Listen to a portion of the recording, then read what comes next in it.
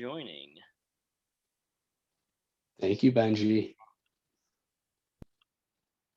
Hello, everybody. Welcome to a really special tasting tonight, our goat cheese tasting. And it is both all goat cheeses, but it's also the greatest of all time. We have some really special cheese stories to tell you about women makers. It's International Women's Month and Women's History Month. And these are some of the icons of the industry. And so we have some really wonderful stories, but I don't want to skip ahead too much. Um, as always, my name is Zach Berg, and I'm the head cheesemonger at Monger's Provisions, one of the co-owners, and I'm so excited for tonight's tasting. We have delicious food, great stories, and we also have some company. We have two of our other mongers here to talk. We have Kim and Lena, and I cannot just say enough nice things about these two women. They came to us from Whole Foods, and they've been working with us for a couple months, and it's a whole new world at Mongers. It's very exciting. They're incredibly talented and they know a lot about cheese. And so it's not just going to be my voice today. We're going to have a conversation about these cheeses. And as I talk about it being a conversation, I want to encourage you guys, as always, use the chat. Unmute yourself if you feel real comfortable with that on Zoom. Otherwise, you can always raise your hand and use that icon, and Benji and I can search and try to find you and unmute you. But this is always so much more fun when it's a conversation amongst everybody talking about these amazing products. Yeah, I'm trying to think if there's anything else in the intro that I forgot. It is being recorded, as I mentioned before, and it will be available on YouTube in case you want to come back and visit these treats. Yeah, let's start with wine in case anybody only wants to open one. I'll explain both wines and then you can make that decision, but we'll be going and weaving in and out of wines throughout the tasting. So if you choose to open both, it's encouraged. And then we'll talk through all the cheeses and have a lot of fun. So the two wines we have, they're both Italian, and they're both women made, or at least family produced, with women having an open seat at the table, which, you know, in Italy is not the most common. It's not, doesn't go for granted, right? A lot of these old European houses and countries in general have an old school kind of way of doing things. But Elena Welch is an icon within Alto Adige. Alto Adige has been for a really long time one of Will and my favorite wine regions. So we're all the way up in northern Italy. Like, just on that, it's actually a Germanic speaking part of Italy. And so you're up in the mountains, you make some beautiful wines. It's a region known for, and in many ways, they're more mountain people or alpine people than they are Italian in their kind of flavor profiles. This Pinot Bianco is just a really beautiful white wine, kind of like liquid sunshine, really easygoing, gives you that bright burst of citrus and acid that's going to go really nice with these goat cheeses. And then the Lambrusco we have is a rosé version from a Lambrusco house. But if anybody saw that it was a little different version of it, but we had them last year, and it's incredible because I feel like the rosé is almost darker than the Lambrusco. These guys make very unadulterated wine. Lambrusco has been such a grape and variety that's been commercialized. You can find a lot of like sticky sweet Lambrusco that's really fun for, you know, a wine spritzer or things like this, but maybe not the most serious wine. And these guys wanted to really go back to making serious wine in the region. And so it's all hand harvested, which I think many of you have heard me talk about that being like a real point of differentiation in my mind. You make hand harvested wine, it's always going to be a little bit nicer. And the Fiorni family has been in this region for over 100 years, and really nice wine. And I'm sure many of you noticed there's not a red wine in this, but that's because red wine sometimes can be so a little fighty with goat cheeses. We'll talk about the tasting scale as we go on, but it can definitely be a -2 sometimes, or a -1. Something about that acid and the tannins, they just sometimes don't get along. So these are the wines we have today. And before I stop talking a little bit, I want to talk about the salami we have. It's awesome. I know not everybody has the salami. Those who don't have the salami have a really amazing jam from Gus and Gray, our friend Tara Gray, who's actually up for a small business award on FedEx right now. If you want to look her up, she could use all the votes she can get. She makes amazing jam here in Eastern Market. But we have a salami from Chicago area. Inessa Lysenko is a really amazing producer. The salami world is definitely a boys club. I think we'll talk about all these products and you'll hear that come up and over. But I mean, meat cutting in general tends to be a very man's job, a male dominated space. And these guys have done such an amazing job. And she's really, what I love about her company in general is we get so fixated on Italian and French and these other kind of European cultures. And she's making salamis that are like Ukrainian and different flavors in general that she's bringing to it. She's making really beautiful flavors. There's certain Italian salamis in their lineup, but I feel like they have a broader vision than a lot of people. They're also fully sustainable in the sense that they're buying really good animals and using all of them. Really cool company. We found them during the summer, I want to say, and I've enjoyed everything. So revision the salami. I had promised about opening up a sparkling. If anybody was waiting, sorry I forgot this long.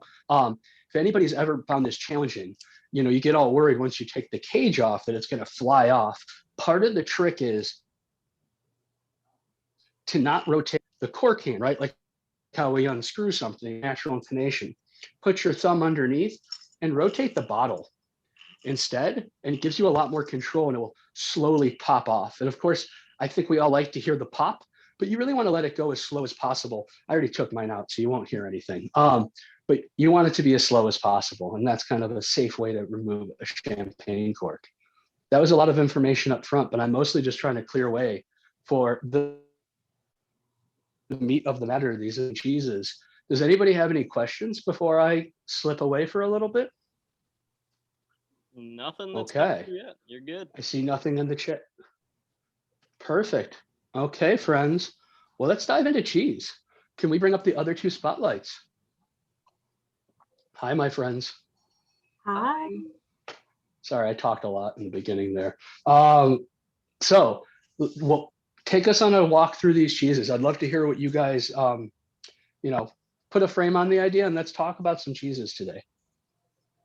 Yeah, for sure. I think we really would just want to start with sort of the history of what we're talking about. I think I'm super excited because I think this tasting is a great way to see how cheese sort of gives a reflection of history in general. And one thing we want to highlight is that women were really some of the first cheese makers. If you go back to the feudal era, they were making cheese just at their home. You had cows, you had goats, you had milk. You're going to make cheese because you don't have refrigeration.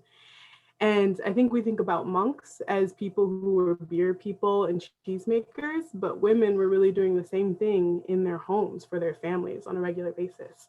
But with the passage of time and the introduction of industrialization into cheese, they sort of got pushed out of that framework, especially in the US, because cheese in the US really started with industrialization. That's where it became a really big part of our diet. So women were never a part of that process. So these women that we're going to talk about today really were revolutionary, because when they started getting into cheese and into animal husbandry in general in the 60s and 70s and 80s, they were doing something that women were not even thought of as, just, it was really not a thing. And I think both Laura Chenel and Mary Keene, who we're going to talk about today, are extra special as well, because they came from a place of really just loving their goats and then eventually loving their cheese. They weren't seeking to be cheese makers. They were just women who had goat farms and realized that they could make cheese.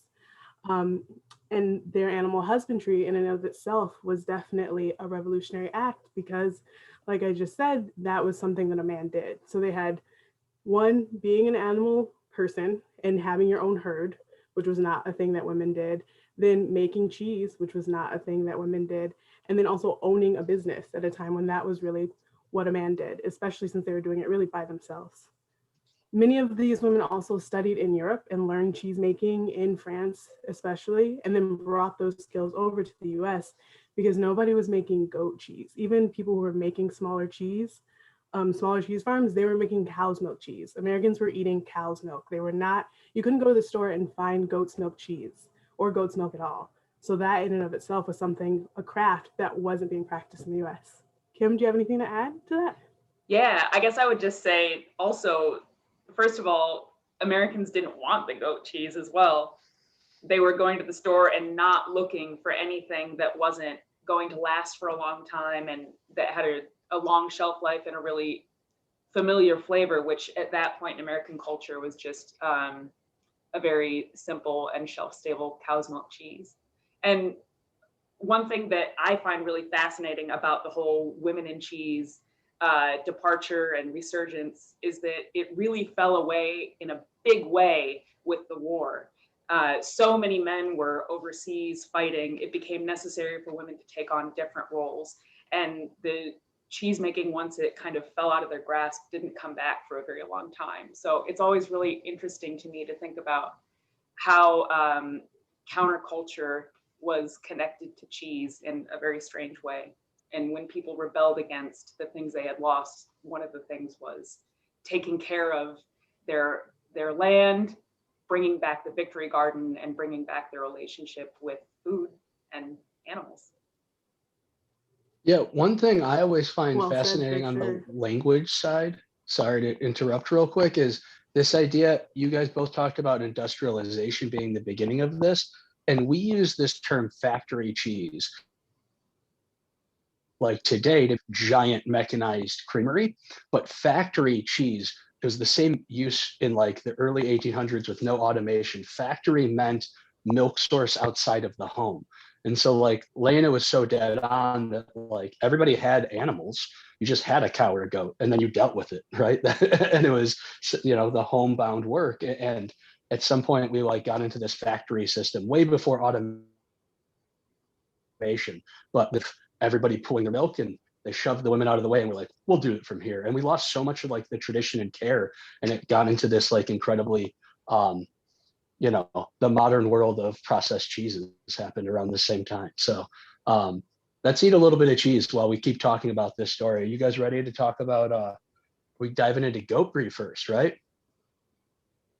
Oh, and I'll real quick before I stop talking Yeah, we again, are, for sure. make sure to, if you guys see something you want to try, you can eat ahead of us. Just make sure you leave a little so you're not staring at a hole when we're talking about a cheese. But we can be long-winded, so at least I can. So we don't want to keep you from anything.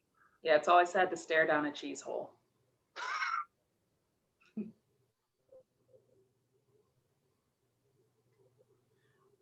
I did also notice, Wendy, you asked, is goat cheese, does it not last as long? Not necessarily, but the cheeses, the three of the cheeses that we're going to be tasting today are fresh goat cheeses, and Chev fresh goat cheese is sort of where the cheese revolution started. So we're going to be focusing on younger cheeses. This first cheese, the Chenel Goat Brie, is only aged for 9 to 14 days. So it is definitely a young cheese. It's, and most of them except for the Midnight Moon are going to be younger. And especially with American goat cheese, a lot of times the biggest, the most well-known are all younger. So Laura Chenel is who we're starting with, and she is the place to start because she is still known as the first person to bring commercialized goat's cheese to the US. She founded her creamery in 1979, which is sort of like in the middle of the revolution, if you're thinking about it, between the 60s and the 80s, which is the primary time where a lot of these creameries were being founded. And most Americans, like we just discussed, were really just eating processed cheese, that factory cheese from cow's milk, and also importation of European cheeses, something that, you know, we can all go to Mongers and grab some Manchego. That wasn't possible either. You really just had the commercial American cheeses available to you. She studied in Europe for about 10 years altogether, and then came back and started her creamery in the Sonoma Valley. And it was a really big deal because she had really spent about 3 months in France. That's how long she took to learn making cheese making specifically. And when she came back, it wasn't an easy journey by any means. The thing that really made her creamery take off was Alice Waters, who was the proprietor of Chez Panisse, a really important restaurant, who became one of her first customers and sold the cheese at the restaurant, which kind of put goat cheese on the map. And that's also, Alice Waters was sort of part of a larger culinary journey as far as the the foods movement happening in the US, a lot of people were becoming a lot more interested in where their food came from and making food from the ground up and getting away from that industrialization in general. So those two women combining forces had a really big impact on food across the nation. This cheese in particular, I'm going to show you real close up. Do you see how white that is? It's a super white paste, super thick, wider than a lot of cow's milk bries that you might try. And that is because goats in particular, they convert beta carotene into vitamin A, which doesn't have a color. Whereas when you have a cow's milk cheese, they take that beta carotene and it shows up in the actual paste of the cheese. It has a yellow color. That's one reason why when people look for a yellow cheddar, that comes from when cheese was first being produced. A yellower cheese meant that your cow was healthier. It was eating grass and it was a grass-fed cow. But goats, no matter what, they're going to have a white paste. So that's something that you'll kind of notice across all of these cheeses. The paste are particularly white because it's goat's milk. And I really love just sort of like the paste in general of this cheese. It has a really light flavor and sort of like a nice smooth finish. If you taste it, I like to let it mellow in my mouth and just sort of warm up, because the first thing you're gonna get is sort of that bite from the goat's milk. And once it sits for a bit, you get a little bit more of a nuttier flavor. You get some of those undertones that sometimes come a little bit faster with cow's milk. We had a couple of questions that came in. I know Zach has answered a little bit in the chat, but for those not paying attention to the chat, number one, the notes say try the rind for brie. I thought you always supposed to eat the rind with brie. Is that not the case? And then the other question, any influence of the feed grass in California? They just love the brie. So any of you who can chime in, feel free. Yeah, for sure. Definitely go ahead and eat the rind. The rind. This is actually a great intro rind cheese because the rind isn't particularly overbearing and it has a really nice light flavor. And it also smells. You can sort of smell the grass feed in the rind when you smell it. And generally, when you're eating cheese, if you want to eat the rind, that's your game. There are a couple instances in which the rind is particularly inedible. Like I would never eat the rind of the Midnight Moon, for example, but otherwise it's generally up to your preference.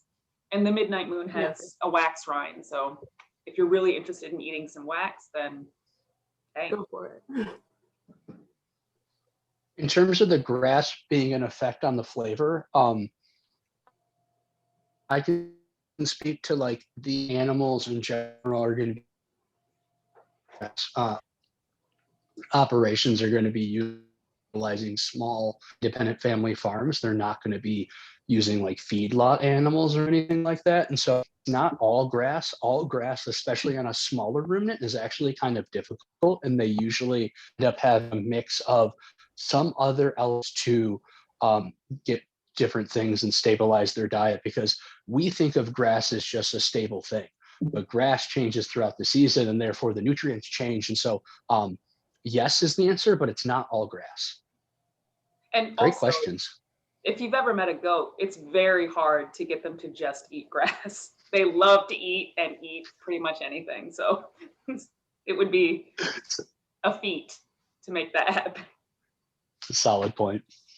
We had one more question sneak in of asking about cooking with it. So can you cook with goat brie the same way you do with a French brie? Yes.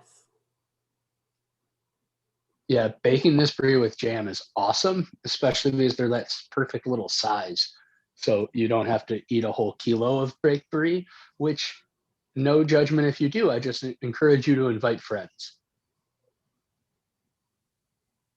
Yes. Yeah, and to anybody who has the jam with this tasting, this is the cheese that is going to love that jam as well. One other thing I want to point out is that all of these, well, 3 out of the 4 of these cheese producers started as farmstead producers, which means that the goats were on the same farm where the cheese was being made. It was straight from goat to cheese. Only one of the producers actually was using a milk, at least in the beginning, from other dairies. And I think that's really interesting because it really shows, it highlights how close the cheese producer was to the actual goat in the making of it. And another interesting thing, I was just talking about Alice Waters and Chez Panisse. In this time period, this is also when in 1976, California wine won one of the first awards in Paris, actually beating some Parisian wines. So California was just becoming known as a place for great wine as well. There was a lot happening in general in the culinary world while these cheese producers were first starting their farms. I want to give a special shout out to, there's also one other creamery that in this time of like all these people popping up, she often gets missed, but Redwood Hill Farms, they make mostly goat yogurt. And so Jennifer Bryce is like never in this cheese discussion. They make some cheeses, but she started in the late 60s, and similar to this like animal husbandry theme, she had, I think, 2 or 3 sisters, and they all chose goats as a 4-H project. And after they all went through high school, then they had a herd. And so they just went into it. And so also in like, I believe Sebastopol is where they started. And so this same region, just kind of crazy how many similar minds thinking at once. For those who didn't get the jam, which flavor would you recommend going with that brie? I like berries or fig. I was going to say berries as well, for sure. But it's also pretty light in flavor, so you can't really go pick a bad jam to go with brie in general. Yeah.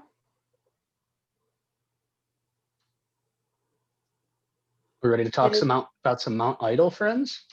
Yeah. Yeah. All right, so Mont Idyll is our next selection. It's going to be the pyramidal cheese that is ash ripened.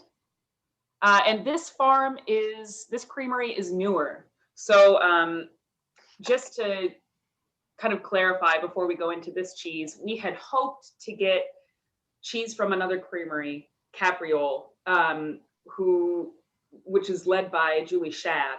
But we just weren't able to coordinate the amount that we needed with the creamery ahead of time. So just wanted to say Capriole out of Kentucky is also an incredible creamery. We will be able to work with them next month.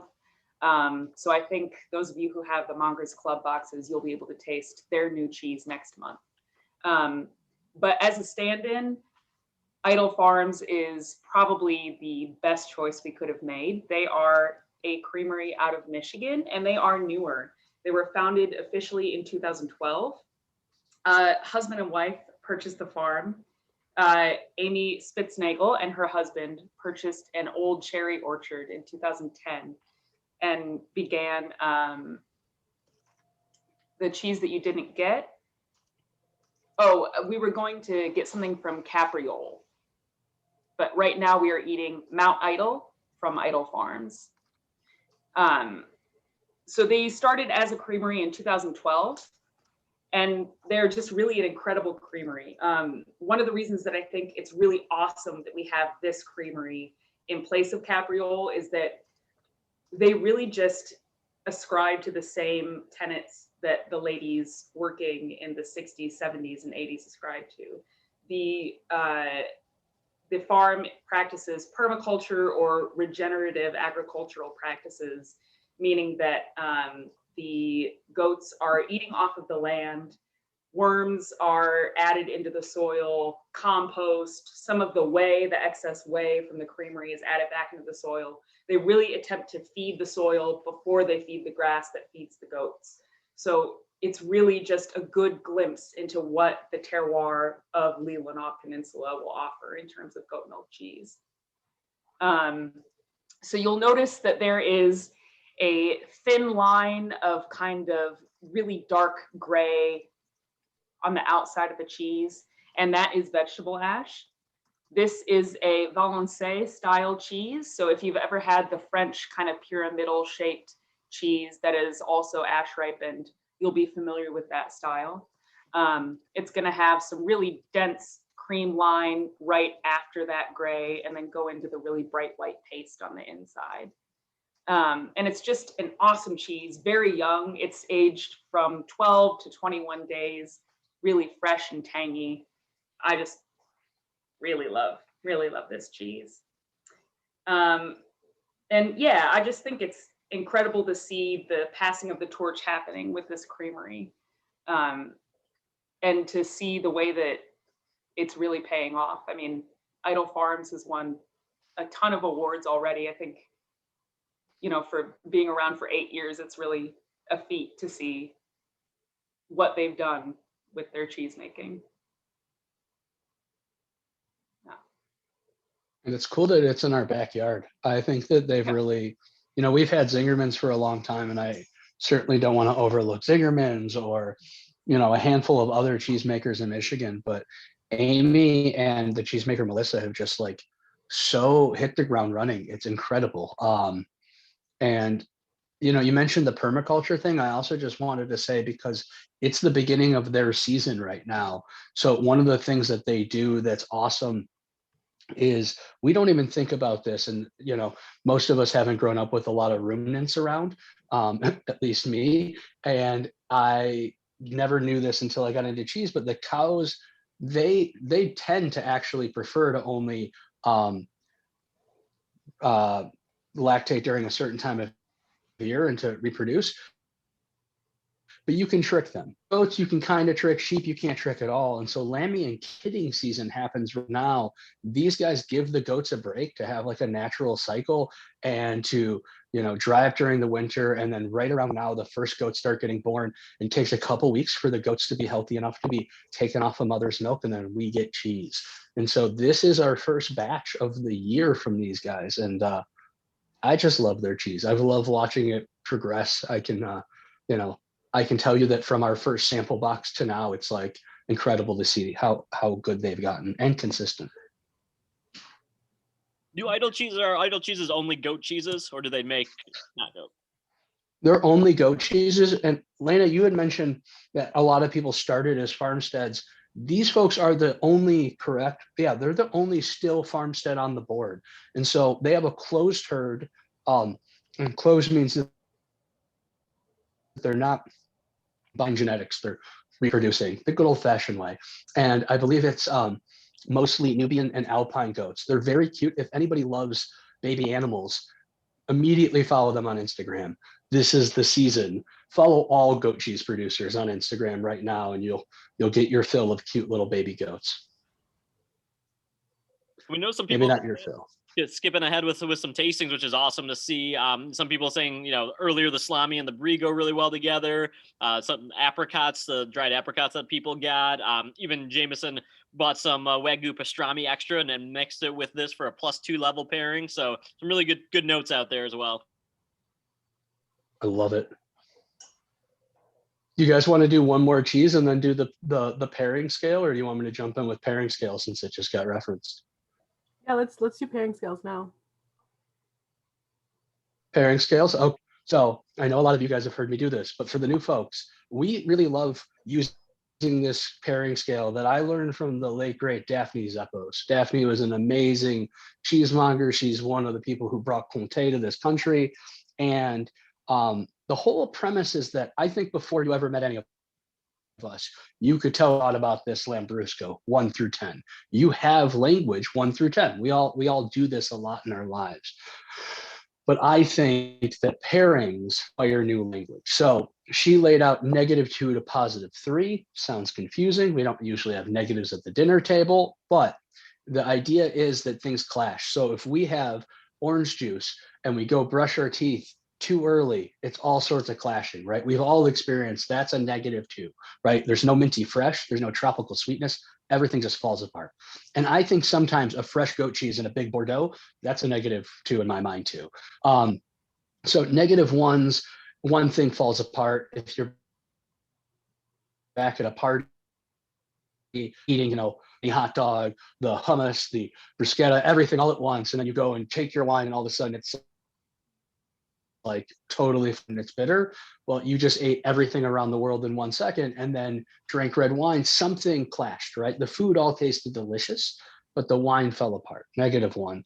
0 all the time happens, right? We don't spend enough time mindfully sitting and sharing food, right? So often we're driving down the highway or we're watching television. And I would say if you're driving down the highway, you're not paying attention to how the mustard cuts through your corned beef. You're just trying to keep the mustard out of your lap. So it ends up being a 0. A positive one to me is if you're cooking tomato sauce and it's a little flat, it's not right. You pour your red wine to it, tomato sauce is perfect. But the wine is no better for existing in the tomato sauce. So it's only a positive 1. A positive 2,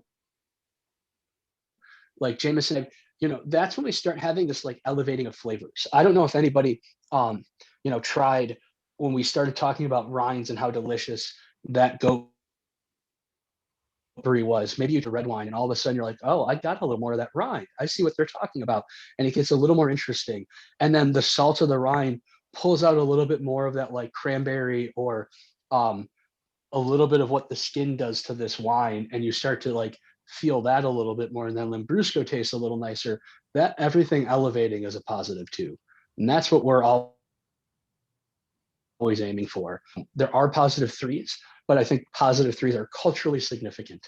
And so these are the things like you hear. I've been studying food my whole life, and they're the things I've heard my whole life, right? Triple creams in Champagne, Fagua and Sauterne, Port and Stilton. These are the positive 3s. The only rules I think that exist for a positive 3 is if you discover it, it has to be shared. And so if one of you guys taste, Midnight Moon with a little bit of salami and the red wine, and you start hearing music, make sure to get everybody's attention. They should all be trying it. And so that is my pause. Oh, thank you. I see somebody wrote peanut butter and jelly. I love you. So I call it the peanut butter and jelly. A positive 3 is when the sum are better than the parts. And so PB&J is like the greatest example of a positive 3. We rarely eat them apart. Yeah, that's the scale. Any questions about that before we dive into Bijou, this beautiful little jewel? Good to go. Okay. All right. So next creamery is Vermont Creamery with the Bijou, which is so fun to say, Bijou, and it literally means jewel. And Allison Hooper is the founder of Vermont Creamery. She's known as one of the goat mothers. She is integral to making Vermont a cheese state. We always think of cheese and Vermont as cohesive, kind of like Wisconsin and cheese. It's even referred to as the Napa Valley of cheese, particularly because it's an artisanal cheese making spot, whereas a lot of the industrialized cheese is coming out of Wisconsin. It was started in 1984, so 5 years after Laura Chenel, and it's actually started a year after the American Cheese Society was founded. So that's a super interesting tidbit as well. Allison Hooper spent 2 summers in Europe. She's another person who did a little bit of time in Europe to learn how to make cheese. And one interesting thing I thought was a cool tidbit is that she read about Laura Chenel while she was in France. She read an issue of Gourmet magazine in 1982, so 2 years before she started her own creamery. She read about Laura Chenel making goat cheese in California, and she was like, oh, that's so cool. I wish I could do that, but that's not something I'm gonna do. And lo and behold, 2 years later, she moves back to the States. She moves to Vermont, and she starts her own creamery.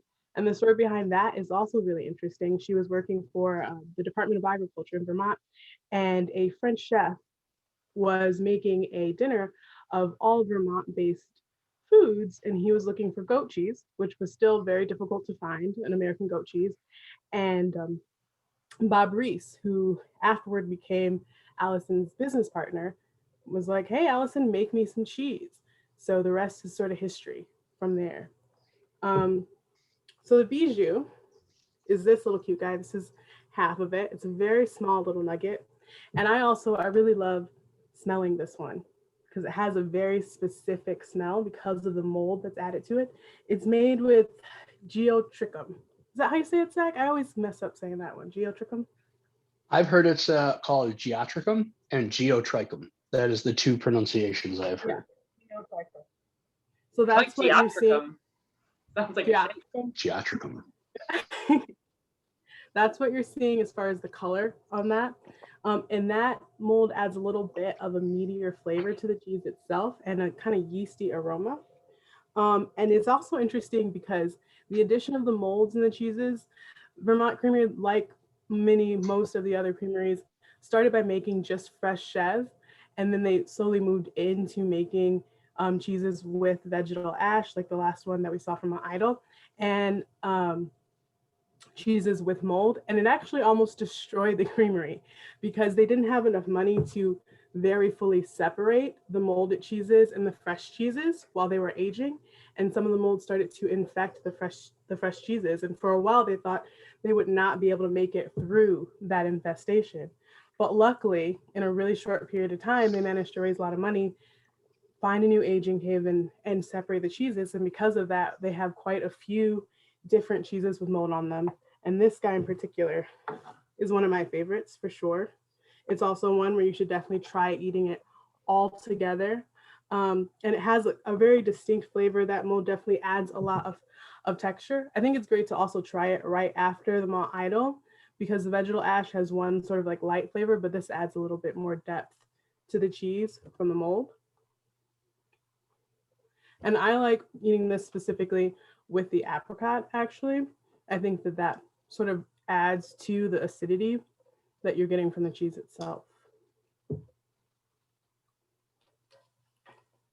Another interesting thing too. I also want to point out, you mentioned the marble. The marble? Sorry, go ahead. Well, I was just going to say, you mentioned the Mont Idyll. The geotrichum gives both of them that wrinkly look. Mm-hmm. And so Vermont Creamery for a while had a great ad campaign that wrinkles are sexy. And that's what the geotrichum does, is give it that brainy, wrinkly look. Sorry. Mm-hmm. No, that's a great addition to it. It actually kind of, and this is a little bit weird, but it kind of reminds me of like a baby arm. You know how there's that little bit of like fat, little fat wrinkles there? That's what I think of whenever I see a cheese that has this mold. This cream is also really cool because it's the only one of the three that did not start as a farmstead. Allison started, she just wanted to make cheese. And instead of buying her own goats, she started working with local dairies, and they still actually work with local dairies. She and Bob actually retired about 3 years ago. But they have a person who works at Vermont Creamery whose sole job is to really work with the dairy farms and just make sure that the goats themselves are healthy, that they are grazing correctly, and that the milk they're producing is at its best flavor capacity. So despite the fact that they're not a farmstead, they're still really adding to the Vermont landscape as far as making sure that so many dairies stay in business and produce really good milk. It's like we have a lot of positive votes. They also contributed to like sorry, Benji, I cut you off. I appreciate a lot of positive votes about the Bijou and apricot as a good pairing. That was a good suggestion. But I was just going to really quickly, in terms of how they're like continuing to help the Vermont landscape, you really can't say enough about what Allison's done. She was the head of the Vermont Cheese Tasting Council that started the Vermont Cheesemakers Festival. She's done a lot, but they also started a farm that is focused on raising good genetics for goats. And one of Allison's sons, Miles, is, I think, the head farmer of that. He might be the head farmer of another farm that is a source of milk for them, but the family's still involved, and she's really like an amazing part of the community. I stayed with Allison once in Vermont, and it was like staying at like royalty's house. She's just an amazing individual, and her kids are a lot of fun too. And Allison is she's a larger than life figure. And I mentioned in the notes, Edelyn, who's taken over, is awesome and an amazing new person to carry that torch. They're a B Corp. Like, if anybody knows B Corp, it's a really amazing certification you get as a company for being environmentally conscious, socially conscious, everything conscious. I think Vermont Creamery is really like a gold standard of what you can when you start a cool company. So I just wanted to say that I think that they're awesome. We do have a unique question in the chat that's going around. Does being part of Land O'Lakes make them too big to be artisanal? It's a great question. I had a long discussion with, this is part of the joys of being in the industry is I remember when they were Vermont Butter and Cheese Company, they were as like a fresh dairy company and they didn't do artisan cheese at all. And then they were like, please call us Vermont Creamery. They had a big brand reshift. It took a long time for catalogs to actually stop calling them Vermont Butter and Cheese. And now they have the Land O'Lakes thing. And I think it's a really fascinating discussion. And actually, everybody but Mont Idyll has had an action in the last 10 years on this list.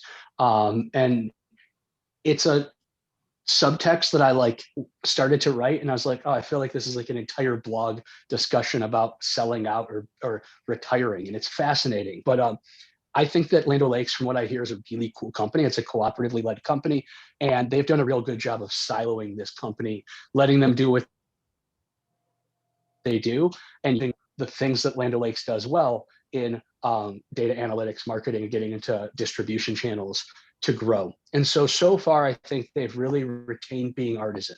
I don't think that they've changed in any major way. But Land O'Lakes did acquire Vermont Creamery, which I think is fascinating. Laura Chenel was acquired by a French company that also bought Marin French, Saint Benoit yogurt, and a couple other companies. And Cypress Grove is owned by Emmy, which is a Swiss company. And so it's in some ways, it's the American drinks folks started a create with a radical idea and then all got bought out by a major corporation. And they all gave it their blessing. And I, as one of the like skeptical, cool kids who works in bougie cheese shops, I so far have been really excited. I haven't seen a major drop off. If anything, Laura Chenel I've seen improvements. If anybody ever tried their Melody, was their goat brie back in the day, and they just stopped making it because it really was whatever.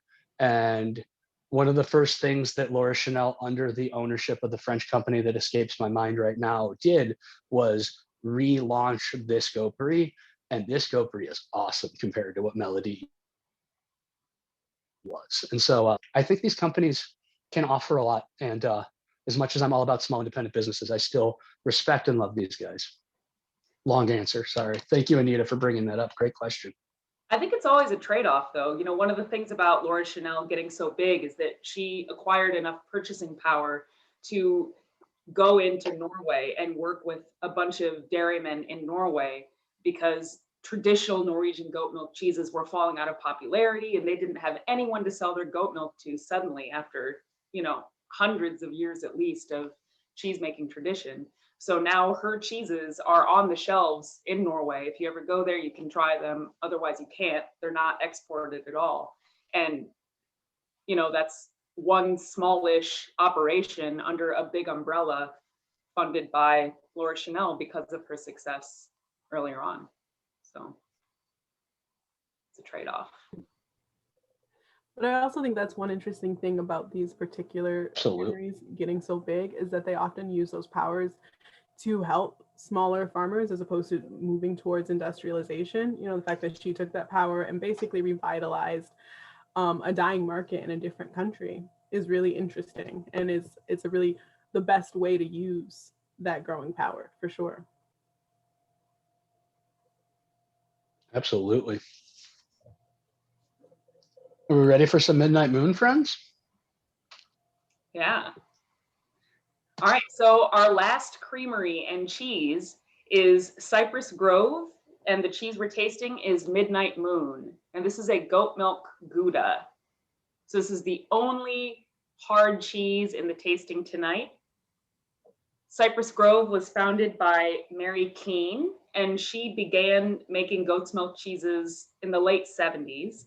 She and her husband at the time lived in California, and she asked a neighbor if she could purchase a goat or two from her, and her neighbor responded that if she could catch one of the goats, they were hers, no questions. So she lured them with feed over a couple days, wrangled a couple goats, and began milking them and taking care of them.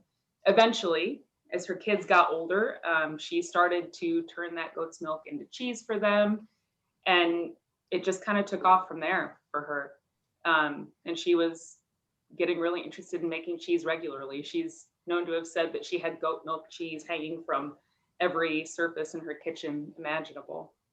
And at a certain point, a friend of hers told her that she should go down to the fancy food show, and She did. She went to the fancy food show with a bunch of her fresh chev wrapped in layers of plastic wrap in her purse that she then pulled out and presented to a distributor who said, yeah, gosh, that's good. And he started to distribute her cheese.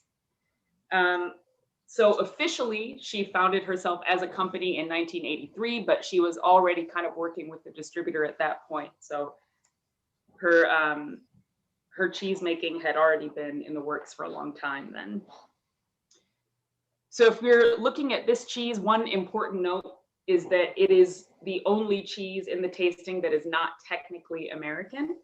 This cheese is made in Holland, and it's a project that she actually had started in like 1988. So before she was even as huge as she was to become, she had started talking to a Dutch couple who wanted to make goat milk Gouda for her, and eventually sheep's milk Gouda in Holland. And then it was 1993, they worked everything out. 1992, she started making that cheese. So it's technically not American, but everything else that Cypress Grove makes, other than the sheep's milk Gouda, is going to be American. So if you take a look at this cheese, unlike everything else, it's going to be less bright white because it has been aged for such a while. It'll have more of a bone color. It is almost shockingly sweet to taste what happens to goat's milk when you age it into Gouda for a long time. It's really very candied and sweet tasting. I really like the taste, but it can be kind of off-putting for people that prefer things a little bit more minerally and dry. But yeah, I just think, especially when talking to people that say they don't like goat's milk cheese, it's really awesome to give them an aged goat cheese and see if they still say the same thing. It's very, very different from its younger friends.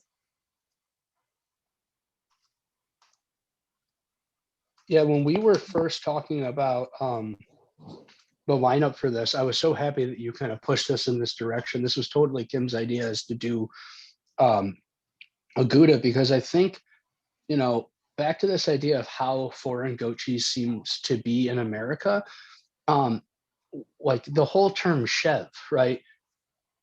There's nothing on like a, I guess on like a cheesemonger level that makes chev fresh goat cheese. And this idea that we even call goat cheese fresh by its own special name is a strange oddity that comes from how French and unique this was. But we just, in this country, I think we still have a preconceived notion that all goat cheese is tangy, all goat cheese is, you know, spreadable. And I think that goat milk, like cow's milk, can do anything. And I just think this goat Gouda is so fun and such an indicator of the range. You know, we can make goat milk cheddars. A lot of them are blended, but some of them exist all on their own. Chandoka makes a great, or I'm sorry, Leclerc makes a great one.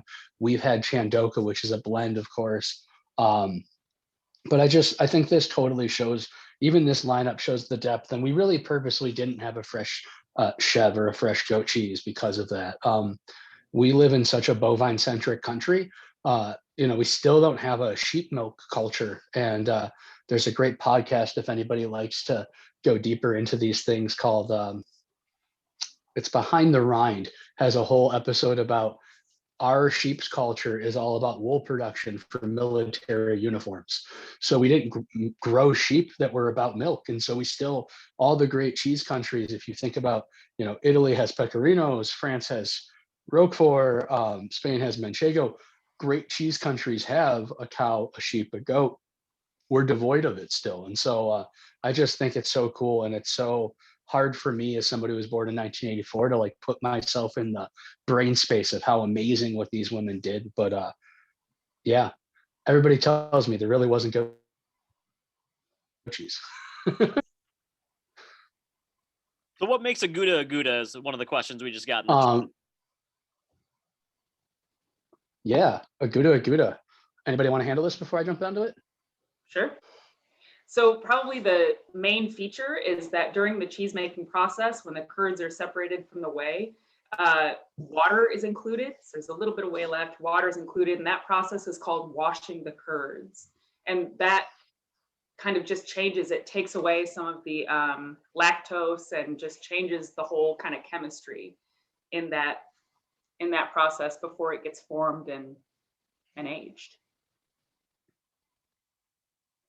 Perfect answer. You guys want to do a little tasting experience while you think about any more questions you might have about these amazing women? Yeah? Okay. Is that cool? Let's grab a little bijou, friends.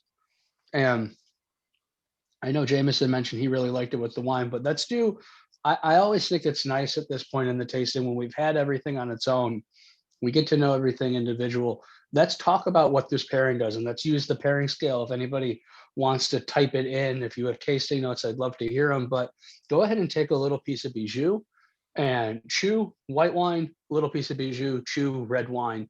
And what we're really looking for is those changes, right? We all know what the wine tastes like. We all know what the cheese tastes like. Are there new things that come up when we try it this way? And once you've done this, if you want to try adding an apricot or whatever and keep building, that's cooking in some ways. That's this idea of like making fun treats.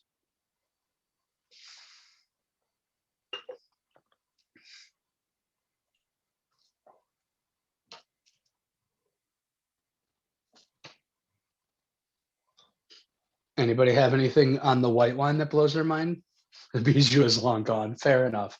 It's such a cute little cheese.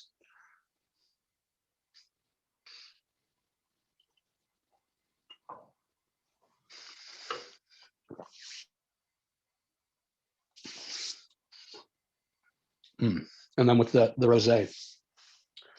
Anybody has any flavor notes, please go ahead. Oh, white plus 2 rosé, 0.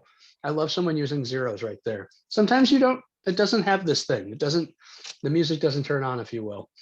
I thought what was amazing is how the cream gets dispersed, almost more than the flavor notes. For me, this was a real textural experience. White, the acid like cuts like a knife through all that fat, and you're like, oh, that's awesome. But you know what works better than acid at cutting through fat? Bubbles. I think for me, both of those are like a real textural experience. What about you guys? Anybody have any other tasting notes of things they experienced?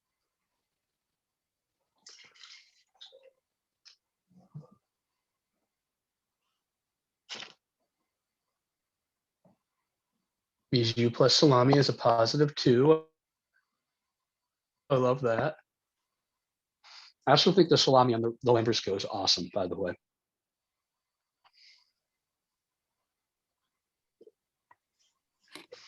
The salami is like the platonic ideal of a hot dog. Like it's like the best hot dog you've ever had. It's so good. The greatest description. I feel like we should reach out to the company and see if they want to put that on their packaging. Yeah. Absolutely fantastic. Thank you. Real quick, while we're all chewing and enjoying and thinking about flavor notes, we talked about how revolutionary these women are. I also think it's worth mentioning that they were all just part of this like back to land movement. There's so many movements that are happening at these times that kind of coalesce to make this perfect moment. And, you know, Mary Keene and Allison and really Laura Chenel, they would all be very quick to, you know, describe themselves in some level as a hippie. Mary, being up in Humboldt, would be like very quick to call herself a hippie. And, you know, it's just this kind of back to land, this, you know, you mentioned, Kim, I think the Victory Gardens. And I think that's such a great, you know, it's the self-sustainability, and goats are a tiny ruminant compared to a cow. So you can kind of do it on your own in a different way in this factory system. So yeah, our hats are off to these women. I've gotten to meet a lot of them, and I think they're just incredible. At some point, Judith Shad and Mary Keene were in line at I was telling when we were getting ready for this tasting, I was at the American Cheese Society conference, and the two of them were sitting there in line with me, and they're like, could you pass a spoon? And I looked up and saw them, and I like stopped being able to talk. And these people are pretty amazing. And like, I feel in a major way, my career is built upon the crazy dream that they all had to start doing this. And, you know, American cheese has really blossomed and changed quite a bit in the last 40, 50 years. Lena did a great job mentioning that the American Cheese Society started around the time of all these people. We use a book still at the store to this day called the Cheese Primer that came out around this period. Zingerman's Creamery Zingerman's Deli opened up around this period. Fairway Market in New York got Steve Jenkins, who was the cheesemonger who wrote Cheese Primer, to open up a big cheese department around this period. And so it's really a crazy time where a lot of things come together and change the face of cheese. I love these different suggestions here. A little bit of honeycomb, broadbander. Yeah, I love Will's talking about broadbander versus Midnight Moon. Definitely they're different cheeses. The Midnight Moon tends to be a little bit aged, almost eats like the Black Betty that we get for a very small amount of time.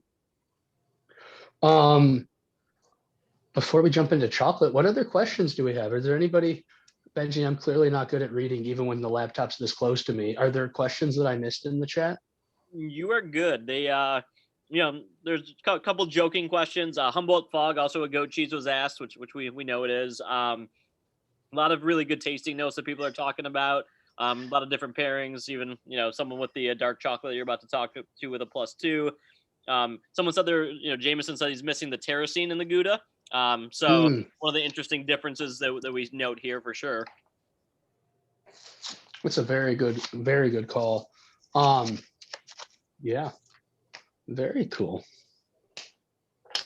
Just to kind of add on to what you were talking about, Zach, about how many things were happening in this exact time. Steve Jenkins, who wrote the Cheese Primer, I always think it's interesting. He started as a struggling actor in New York. It's really interesting to think about how many of these people were just chilling and just doing things that they enjoyed and not really trying to actively start some large thing. They just sort of fell into love with cheese and with animal farming as well.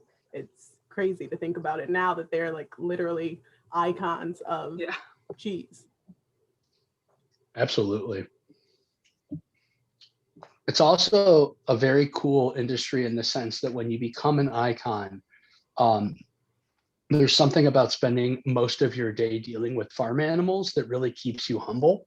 None of these people, if you meet them and you start fawning after them, they're all like, "What? Leave me alone. What are you doing?" Like they're all very approachable unless you start fanboying on them like I do. Somebody mentioned how delicious bijous are. I want to tell you, in my wonderful visit to the Hooper home, we late in the evening, after a couple of lemonades, we started doing experiments with the cheeses in the sense that we started stuffing sliders, like burgers, with various Vermont Creamery cheeses. And so bijou is delicious, but the winner is definitely the Bonne Bouche. If you ever see a Bonne Bouche, they're a little flatter disc. And if you take a Bonne Bouche and form a burger around a Bonne Bouche and then cook that burger, I promise you'll be happy. We wanted to call him Sammy Sliders after her son that helped invent those very late at night the time I visited. So Vermont Creamery. It's real cheese. That's our next grilled cheese. Oh, that's our next grilled cheese. Yes. It's available at Mounders soon. You started awesome. A lot of people really want that slider in Vermont. I really want that slider. I haven't had that for years. I'm trying to remember when I did this, but it's really I got to hit him up. All right, let's talk chocolate for a little bit. In the theme that we had, we wanted to found another female maker or female involved chocolate maker, and this is a father-daughter story. Pump Street is one of my favorite companies. For those of us who've been shopping with us since like Farm Field Table Days at the butcher shop, we've had Pump Street since day one. They're an amazing producer in Suffolk, England. And one of the things I always loved about them is that they arrived at this by just being craftspeople, right? They were bakers, they were good artisan producers, and at some point in that journey, they decided to try their hand at chocolate. So a father and a daughter making a really beautiful chocolate. They used their award-winning bread recipes just because, not just in the sense that they used the craft that they had discovered and the ability to sell a craft and make a craft, but they actually fold in bread into some of their chocolates. Not the one you have tonight, but they make a really wonderful sourdough bread, a black bread, and a rye one of my personal favorite chocolate bars we've ever carried, the 60% rye and sea salt. I have the 85% Ecuador. Some of you might have the Jamaica, but their chocolate just insane. It's really beautiful. And I think one of the things I like about it the most is how straight down the middle it tends to be. I think it gives you like a really friendly side of these flavor profiles. I describe the Jamaican as fudgy. This one has a little bit at 85, a little more darkness to it, but it's not like some chocolate, crazy berry flavors, crazy raisin and crazy. This is always just so like good and makes me feel like a little kid chocolate. It feels very down the middle in terms of flavor profile. And to talk a little bit about how our approach to chocolate is at Monders, Will, our chief chocolate officer, who I've been seeing in the chat here and I know is here tonight, Will is an amazing chocolate buyer and has developed our approach to chocolate. And we really, similar to these amazing women, we want to champion terroir. We want to champion producers and farmers. And the story of chocolate's been so poorly told for most of history. I think if we started this conversation and I asked everybody what your favorite chocolate was, so many people are going to answer Swiss, German, Belgian, Hershey's, Pennsylvania, and none of those answers are wrong. I really want to stress that. But I think that they're missing another piece of information of where was the chocolate grown, right? Just like we talked about, what does the grass in Sonoma taste like and how does that affect Laura Chenel's product? What is the weather in Ecuador like? What is the soil composition? And how does that of chocolate is so important? And so often in chocolate, we've told half the story. We talk about where it's made. Swiss, Belgian, German, none of them are in a region you can grow chocolate. Chocolate grows 20 degrees north or south of the equator. It's a really small defined area. And I can grow it in Cuba, but not South Florida. Will and I, from day one, we wanted to tell more stories. We wanted to tell the people who are making chocolate and talk about those geographies because, chocolate's history has been an imperialist one of people, taking chocolate from one region and selling it in these northern countries. And we're really excited about, we focus a lot with companies like Ascania Chocolate in Haiti, where she's actually producing chocolate in Haiti from Haitian beans and selling it direct to consumer and able to make a lot more money for the farmers in her community. Or Maru, who's doing direct from Vietnam and only using Vietnamese sugar, Vietnamese cacao, and it's not to say that you have to be at the point of origin to make good chocolate or ethical chocolate. Pump Street is one of these companies that's really almost creating their own network and industry around ethically sourced chocolate. We talk a lot about, everything from organic to biodynamic to, Lane and I were doing a wine this afternoon, talking specifically about certifications on bottles. And it's such a hard conversation because certifications are expensive. And one of the most common questions about chocolate is, do you guys do fair trade? And the fair trade is like the bottom. It's not it's the beginning of the conversation. We hope to be using direct trade. We hope that there's not even this third party organization. I hope you went and shook the hands of Farmer Bob before you bought his chocolate, because I think that if you've done that, you're back a better product and you're bound to make it pay more for it because it's so much harder to rip somebody when you know them. And it's the same reason why farmstead cheese is just a little more special. It's this like honesty and this direct transaction that we just so enjoy. So not to get on a high horse, but that's our chocolate. And I think it's really delicious. And I hope that you guys have started adding chocolate and cheese because there's some really great flavors to be had there. This brie and this chocolate, I bet, are delicious. And I'm going to take a second to try that while I see if there's any good questions that came up. Is Mindo still active? That's a good question. I believe they are. Will, do we know if Mindo Chocolate is active? Mindo is a shop out of a company out of Dexter, Michigan, and they're really focused on Ecuadorian beans from the Mindo region. Yeah,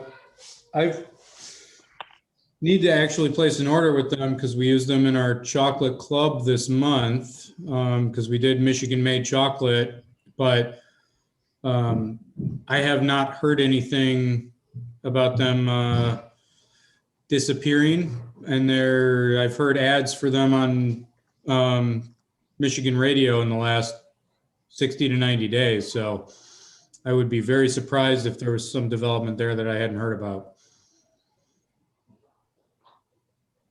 We did lose a cheese shop in Michigan. I heard a rumor that Celine Cheese Shop or Cheese Shop of Celine as recently is no more. It is a hard world for these small kind of things. What other questions? Was the season for these cheeses to be available for purchase? All of these cheeses should be, I don't know. Kim probably has a better sense of that. Kim and Lena are really helping with the buying, so I should stop talking immediately since they actually know what's there. But yeah, I would say we used everything that we purchased for the tasting on the Bijou and the Laura Chenel and the Mont Idyll, but we should be able to get those back in. So none of those is done for the season or anything like that, particularly with the Mont Idyll. They're just starting, so it should be pretty easy to get that back. if there's something you really want to see in a regular rotation, please let us know. That's always helpful. Bijou and the Goat Brie are definitely ones that speckle in here and there. And Mont Idyll's pretty regular through the whole season. This is the first time we've Midnight Moon. You know, Will mentioned Broadbender, and I've been so in the chat. I'm obsessed with Broadbender and Essex cheese in general. And so, yeah, I was excited to bring in Midnight Moon. It was glad we were able to do it. Zach, is there an extra age version of Midnight Moon? I don't believe so. I believe it's just one profile. Lane's a little younger, Midnight Moon's a little older, and that is it. Yeah. For some reason, I feel like I've had Yeah, Cypress Goat product that's got, maybe it's just the wheels were at a different stage, but I feel like I've had them with more density and tyrosine in them. But yeah, you've had them aged for longer. Yeah. They age for a minimum of 6 months, but there really isn't a max. So sometimes they'll get wheels that are a lot denser. It's also one of the great joys of being a larger cheese company. And, you know, this is a company that you might at Trader Joe's. And if you find a Trader Joe's goat wedge, you know, what season was, how long did it stay, you know, in refrigeration, nothing that's going to make you sick, but sometimes when you're buying shipping containers full of cheese and stuff like that, things get much, much older, which is fascinating. I heard a couple people, and I know in the chat, there was discussions of options and different cheeses. If you guys want to look for some cool things, Cypress Grove has been making Humboldt Fog remixes. If anybody knows Humboldt Fogs or Cypress Groves, they make some fresh pucks like Funk Idyllic and Purple Haze, Sergeant Peppers. You can tell they spent, you know, a lot of time enjoying themselves at Humboldt. And they're using those flavor combinations from the fresh spreadables into their Humboldt Fog cheeses. So there's some Humboldt Fog that are worth finding at the grocery stores, but definitely something that you'd find a Murray's than at our counter, just based on districts. And we're gonna have an lineup of. Do we already have the full lineup of Idyll, or are we just working on it right now? We'll have it soon if we don't have it now, which includes Idyll Brie and the pastures, the spreadables. Mm-hmm. Yeah, right now we're kind of balancing between tastings and the shop. So once that all gets settled, we should have everything there. Very exciting. And as I talk about things to come, we just posted our newest tasting, which is our first repeat of a tasting in the coolest way. It's our first ever second annual spring cheese virtual tasting. And so, you know, everybody, I'm sure you've seen in social media, everybody reminiscing about what they were doing a year ago and how it's all been a year. And about a year ago, we did virtual tasting. It's going to be some coming back into the scene. I think Outblossom is one of our perennial favorites at the store, a beautiful mountain cheese covered in spring herbs. and flowers. So Alplos will be coming back, some more cheeses that make us think of this time of year, and then on the website.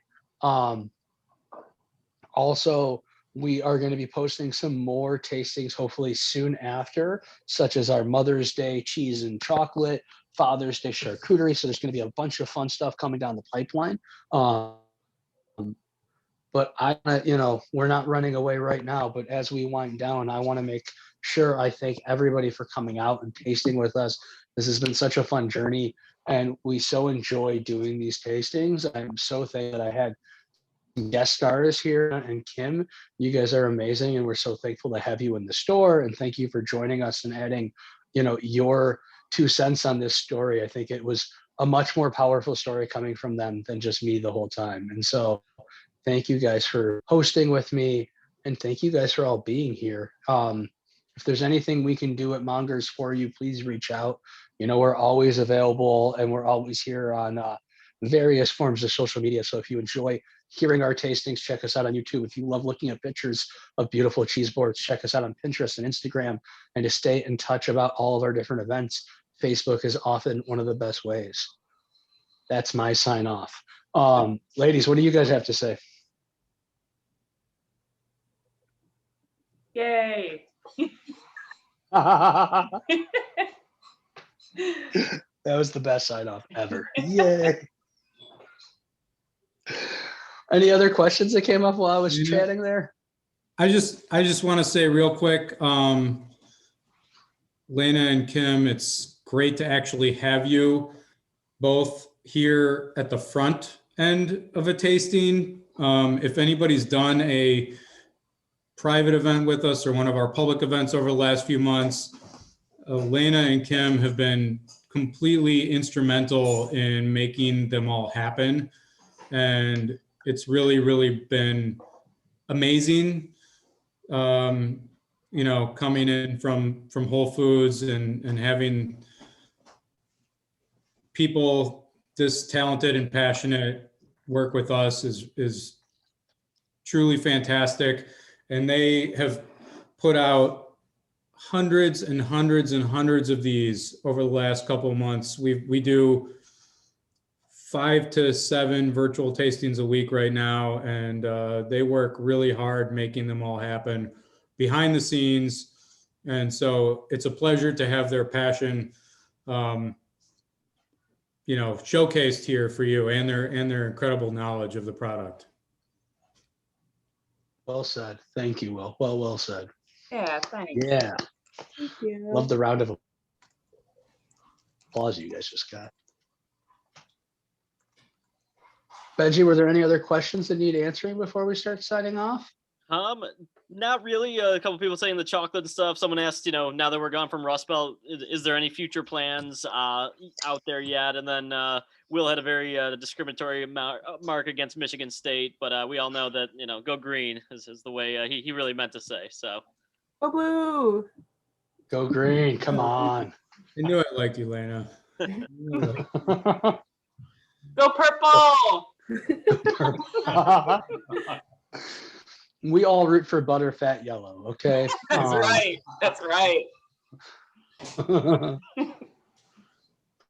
Well, thank you all so much for being here. And like always, if you guys keep showing up, we're going to keep coming up with great tastings. Please reach out and let us know what tastings you want to see, what cheeses you want to see. We try to respond to you all as much as we can, and we're just so thankful we have all of you guys. It's really this is such a treat. And like I said in the beginning, seeing all these names and familiar faces, I don't ever get to see the gallery.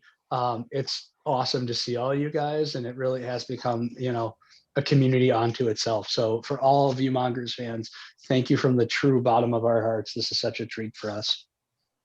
Thank you.